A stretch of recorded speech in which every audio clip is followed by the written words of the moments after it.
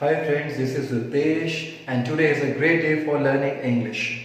तो जैसा कि आप सब लोगों को पता है मैंने टेंस की सीरीज शुरू कर दी है ऑलरेडी और मैं अपने सभी लर्नर्स से रिक्वेस्ट करूंगा जो मेरे इंस्टीट्यूट के लर्नर्स हैं और जो भी नए सब्सक्राइबर्स हैं वो प्लीज़ मेरी वीडियो को स्टेप बाय स्टेप फॉलो करें। पिछले 2 वीडियोस मेरी टेंस की ऑलरेडी बन चुकी है। आज जिस टेंस के बारे में बात करने जा रहा हूँ वो टेंस है आपका प्रेजेंट कॉन्टिन्यूस टेंस। तो सबसे पहले बात की जाए प्रेजेंट कॉन्टिन्यूस टेंस होता क्या है।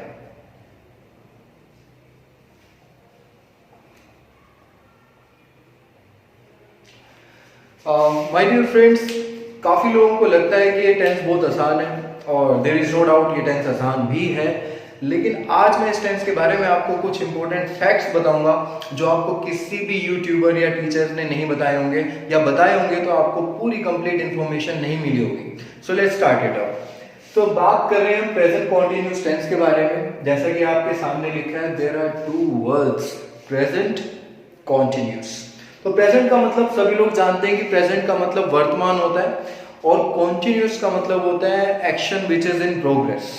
तो मैं यहां पर फोकस करूंगा इस वाले पार्ट पे, और अगर इसका एरो मैं प्रेजेंट में ले जाऊं तो काफी हद तक मुझे स्टोरी क्लियर हो रही है कि प्रेजेंट कॉन्टिन्यूस टेंस आपके उन एक्शंस को बताता है which is in progress.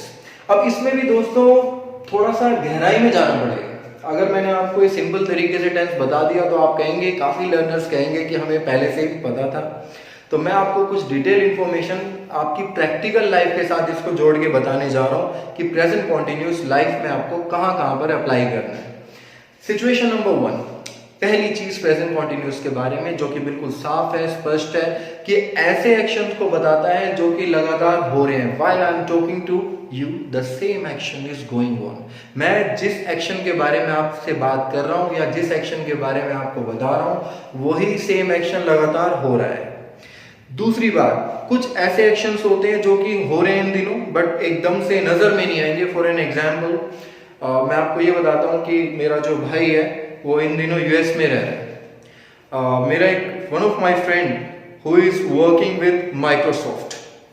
Present continuous में एक बात और आती है माय डियर फ्रेंड्स कि कुछ ऐसे एक्शंस होते हैं जो हमारी नजर में नहीं आते कि हो रहे हैं, बट तब भी आप उनको प्रेजेंट कॉन्टिन्यूस की कैटेगरी में शामिल करते हैं। एक लड़का जो कि चेयर पे बैठा हुआ है, अब मैं इसमें रहा है वाली पहचान से सेंटेंस नहीं बोल पाऊंगा कि वह कुर्सी पे बैठ रहा है, ये गलत हो जाएगा। तो मैं यही बोलूंगा कि वो कुर्सी पर बैठा हुआ है, he is sitting on the chair. अगर हाथ वाली आर्म्स वाली चेयर होती है तो उसके लिए इन द चेयर होता है, और अगर हाथ आर्म्स वाली चेयर नहीं होती है तो उसके लिए ऑन द चेयर होता है। खैर ये प्रीपोजिशंस का टॉपिक है, मैं आपको आगे जाके अपने सेशंस में, लेक्चर्स में क्लियर करूंगा। तो बात करें हम प्रेजेंट कॉन्टिन्यूस के बारे में, आपकी जिंदगी के 3 एक्शंस को कवर करता है। Number 1, actions which are in visibly progress form. ऐसे एक्शंस जो कि लगातार हो रहे हैं और उनको नजर आ रहे हैं होते हुए, और वो ये आप डिफाइन कर रहे हैं। एक्शन नंबर 2, ऐसे एक्शंस जो कि हो रहे हैं लेकिन आपको नजर नहीं आ रहे। जैसा मैंने आपको बताया कि मेरा एक फ्रेंड है वो दिल्ली में रह रहा है लेकिन मैं उसको इस टाइम पे नहीं देख सकता, लेकिन तब भी ऑन एंड ऑफ ये एक्शन इन दिनों लगातार हो रहा है। तीसरी बात, थर्ड थिंग, यानी कि रेयर कॉन्टिन्यूस एक्शंस, जब तक उन एक्शन का मोशन बदलता नहीं है हम मान के चलते हैं कि वो एक्शंस प्रेजेंट कॉन्टिन्यूस में ही हैं। Like I am standing in front of you, he is sitting, somebody is waiting outside. तो इस तरीके से हम तीसरा जो रेयर कॉन्टिन्यूस एक्शंस होते हैं उनको प्रेजेंट कॉन्टिन्यूस में शामिल करते हैं। अगर आप इसकी हिंदी की पहचान की बात करें तो हिंदी में हम लोग सेंटेंस के लास्ट में यूज करते हैं रहा है, रहे हैं, रही हैं। सो हिंदी की जो पहचान होती है बहुत टिपिकल पहचान है, और प्रेजेंट कॉन्टिन्यूस में हम रहा है, रहे हैं, रही हैं का इस्तेमाल रेगुलर करेंगे। अब जान लेते हैं प्रेजेंट कॉन्टिन्यूस के रूल के बारे में। तो दोस्तों सबसे पहली बात मैंने आपको बताई थी, कोई भी जो टेंस होता है उसकी जो स्टार्टिंग होती है वो सब्जेक्ट से होती है, और फॉर्मेशन में जो इसका एंड पार्ट होता है यानी कि एंड वो ऑब्जेक्ट से होता है। बीच की फॉर्मेशन मायने रखती है। सब्जेक्ट के बाद प्रेजेंट कॉन्टिन्यूस में इज एम आर का आप यूज करते हैं। What is is am are? Is am are को आप सिंपल लैंग्वेज में कहते हैं हेल्पिंग वर्ब, यानी कि सहायक क्रिया। अब सहायक क्रिया अगर इज एम आर है तो यहां पर जो मेन वर्ब है उसकी आपको यूज करनी है फोर्थ फॉर्म। अब आप काफी लोग सोच रहे होंगे कि there are 3 forms of the verb. In fact, there are 5 forms of the verb. 5 forms होती हैं verb की. अगर हम सिंपल लैंग्वेज में बात करें तो फर्स्ट फॉर्म जहां पर अगर मैं यूज कर रहा हूं, मान लीजिए write, second form wrote, third form written and fourth form means, बहुत सिंपल सी बात है कि जो V1 है यानी कि first form of the verb, it is to be accompanied by I N G. First form के साथ दोस्तों आईएनजी लग जाता है तो फोर्थ फॉर्म बन जाती है. और फिफ्थ फॉर्म भी बहुत आसान है, सिर्फ फर्स्ट फॉर्म के आगे टू लगा दीजिए, टू राइट, टू प्ले, तो ये फर्स्ट फॉर्म बन जाती है, फोर्थ फॉर्म बन जाती है. So now if you are talking about present continuous tense, तो फोर्थ फॉर्म मैंने आपको बताई, उसके बाद फिफ्थ फॉर्म हम जब बताते हैं तो उसके बाद टू लगा देते हैं, टू लगा के वर्ब की फिफ्थ फॉर्म बनती है. अब बात कर लेते हैं ऑब्जेक्ट के बारे में, यानी कि जहां पर एंड पॉइंट होता है वो हमारा ऑब्जेक्ट होता है. Let's take one example. एक एग्जांपल लिया मैंने यहाँ पर, एक लड़की के बारे में बोलते हैं कि वह गाना गा रही है. Subject is she, helping verb is am are. There are 3 types of helping verb used. She के साथ इज लग जाएगा, वर्ब की फर्स्ट फॉर्म के साथ हम आईएनजी का यूज करेंगे and she is singing a song, वह गाना गा रही है. अगर मैं यही हेल्पिंग वर्ब एम का यूज करूंगा तो आई के साथ एम का यूज होता है, I am singing a song.